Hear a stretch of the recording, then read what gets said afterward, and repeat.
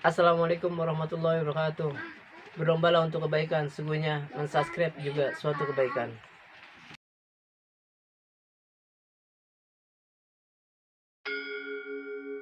Di sebuah majelis berkumpullah 9 wali Allah, biasa kita sebut wali Songo.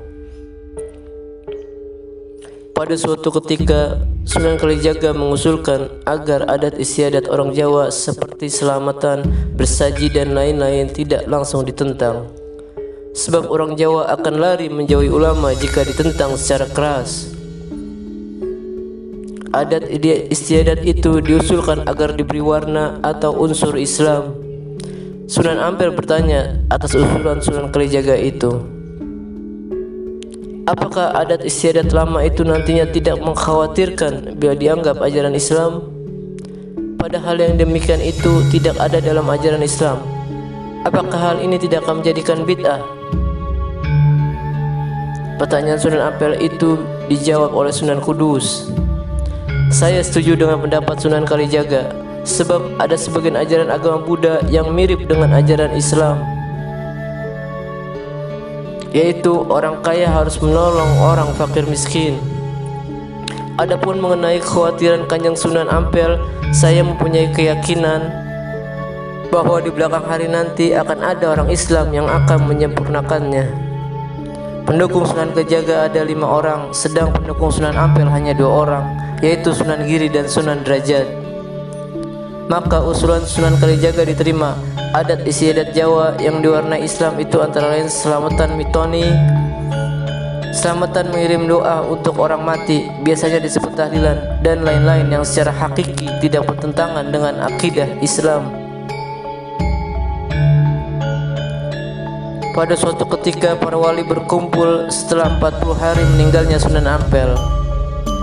Sunan Kalijaga tiba-tiba membakar kemenyan.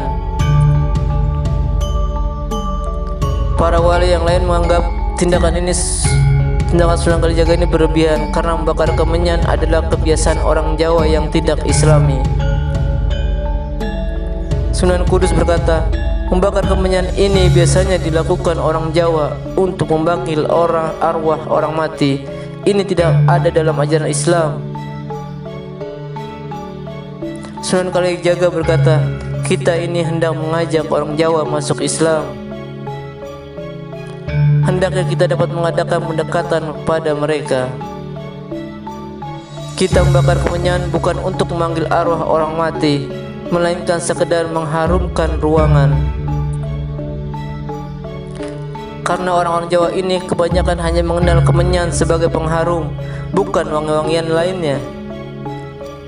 Bukankah wangi-wangian itu disunahkan Nabi? Tapi tidak harus membakar kemenyan, kata Sunan Kudus. Adakah di dalam hadis disebutkan larangan membakar kemenyan sebagai pengharum ruangan? Tukar Sunan Kalijaga. Wali lainnya hanya diam saja.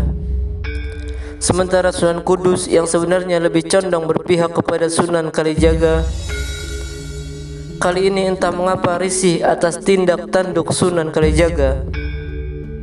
Sunan Kalijaga memang suka yang aneh-aneh, ujar Sunan Kudus.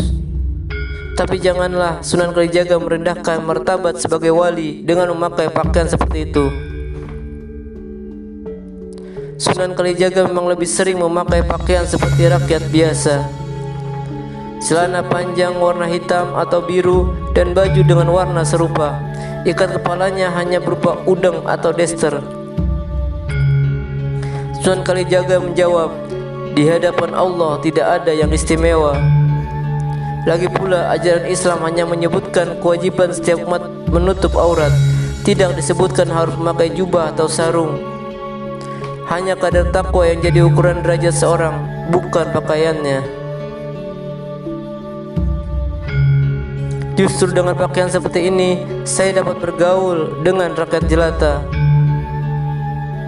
dan dengan mudah saya dapat memberikan ajaran Islam kepada mereka. Kembali para wali membenarkan pendapat Sunan Kalijaga.